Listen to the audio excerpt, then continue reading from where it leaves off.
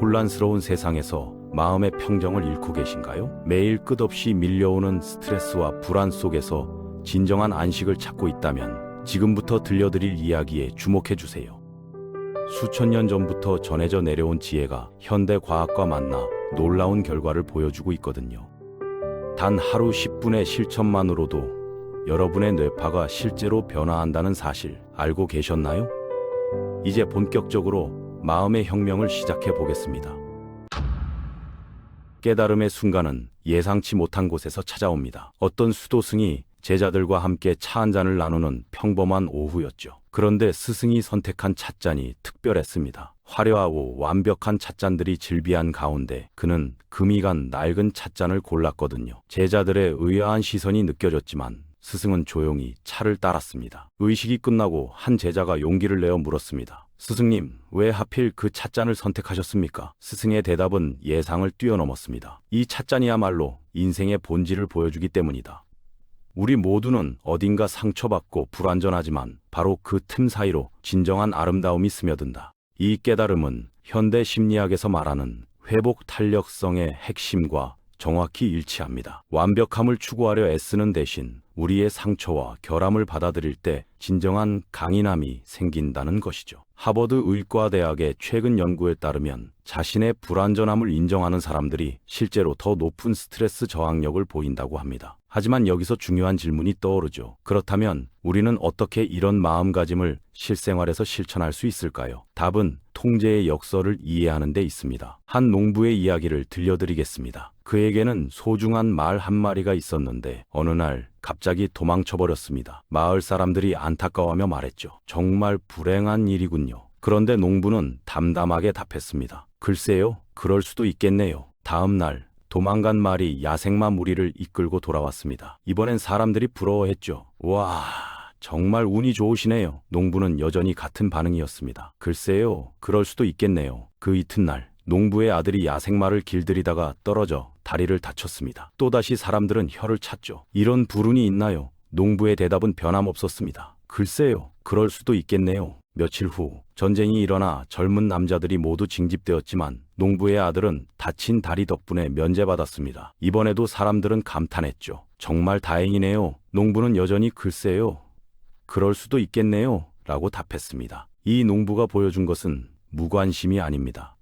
바로 무상함에 대한 깊은 이해였죠. 모든 상황이 끊임없이 변화하며 우리가 좋다고 여기는 것도 나쁘다고 여기는 것도 결국 지나간다는 진리 말입니다. 현대 뇌과학연구소의 데이터를 보면 놀라운 사실을 발견할 수 있습니다. 명상을 통해 무상함을 깊이 체험한 사람들의 뇌에서는 편도체의 과활성화가 현저히 줄어든다고 합니다. 편도체는 우리의 공포와 스트레스 반응을 담당하는 부위거든요. 즉, 변화를 자연스럽게 받아들이는 마음가짐이 실제로 뇌의 구조를 바꾼다는 뜻입니다. 부처님께서는 인생에서 피할 수 없는 8가지 바람에 대해 말씀하셨습니다. 기쁨과 슬픔, 어둠과 이름, 칭찬과 비남, 명예와 치욕이죠. 이 8가지는 마치 자연의 바람처럼 우리 삶을 관통합니다. 문제는 이 바람들을 피하려 애쓰는 것이 아니라 바람이 불어도 흔들리지 않는 나무처럼 중심을 잡는 것입니다. 직장에서의 상황을 예로 들어보겠습니다. 여러분이 심혈을 기울여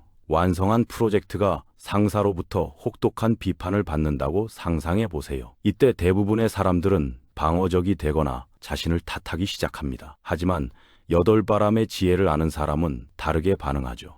아, 지금 비난의 바람이 불고 있구나. 이것도 지나갈 거야. 이런 관점의 전환이 가능해지면 우리는 감정의 노예가 되지 않고 감정의 주인이 될 수 있습니다. UCLA의 마음챙김 연구센터에서 실시한 8주간의 실험에서 참가자들이 일상의 스트레스 상황에서 감정적 반응성이 평균 40% 감소했다는 결과가 나왔습니다. 그런데 여기서 가장 큰 방해꾼이 등장합니다. 바로 우리 마음 속의 내면의 비판자죠. 이 목소리는 끊임없이 속삭입니다. 너는 충분하지 않아. 실패할 거야. 행복할 자격이 없어. 이 내면의 목소리는 우리의 회복력을 갉아먹는 가장 강력한 적입니다. 한 수행자가 스승에게 하소연했습니다. 명상을 아무리 열심히 해도 마음이 온통 의심과 걱정으로 가득해요. 전혀 나아지지 않는 것 같습니다. 스승은 흙탕물이 든 그릇을 가져와 보여주며 말했습니다. 이 물을 계속 젓는다면 진흙은 영원히 가라앉지 않을 것이다. 하지만 가만히 두면 진흙은 저절로 바닥에 가라앉고 물은 맑아진다. 이것이 바로 자기 연민의 힘입니다. 내면의 비판자와 싸우려 들지 말고 마치 좋은 친구에게 하듯 자신에게도 따뜻한 말을 건네는 것이죠. 스탠포드 대학의 크리스틴 네프 교수 연구팀이 발견한 바에 따르면 자기 연민을 실천하는 사람들은 실패 상황에서도 더 빨리 회복하고 새로운 도전을 두려워하지 않는다고 합니다. 저 역시 개인적으로 이런 경험이 있었습니다. 몇 년 전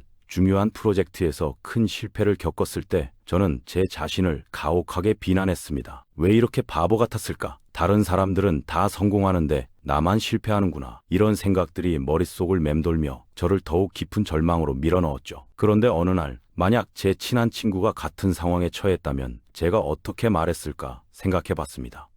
분명히 괜찮아. 누구나 실수할 수 있어. 이번 경험으로 더 성장할 거야. 라고 위로했을 거예요. 그 순간 깨달았습니다. 왜 나는 친구에게는 따뜻하게 대하면서 나 자신에게는 이렇게 잔인할까? 그날부터 저는 자기 연민을 의식적으로 실천하기 시작했습니다. 실수했을 때마다 이것도 인간다운 경험이야. 완벽한 사람은 없으니까 라고 스스로에게 말했죠. 놀랍게도 이런 작은 변화만으로도 제 삶의 질이 크게 향상되었습니다. 하지만 개인적인 노력만으로는 한계가 있습니다. 여기서 불교 철학의 또 다른 핵심 개념인 상호 의존성이 중요해집니다. 우리는 홀로 존재하는 섬이 아니라 서로 연결된 존재들이거든요. 이를 보여주는 아름다운 이야기가 있습니다. 한 노인에게 항상 다투기만 하는 세 아들이 있었어요. 임종을 앞둔 노인은 아들들을 불러 단단히 묶인 나뭇가지 다발을 주며 말했습니다. 이것을 부러뜨려 보거라. 아들들은 아무리 힘을 써도 부러뜨릴 수 없었죠. 그러자 노인은 묶인 끈을 풀어 각자에게 나뭇가지 하나씩 주었습니다. 이번엔 쉽게 부러뜨릴 수 있었어요.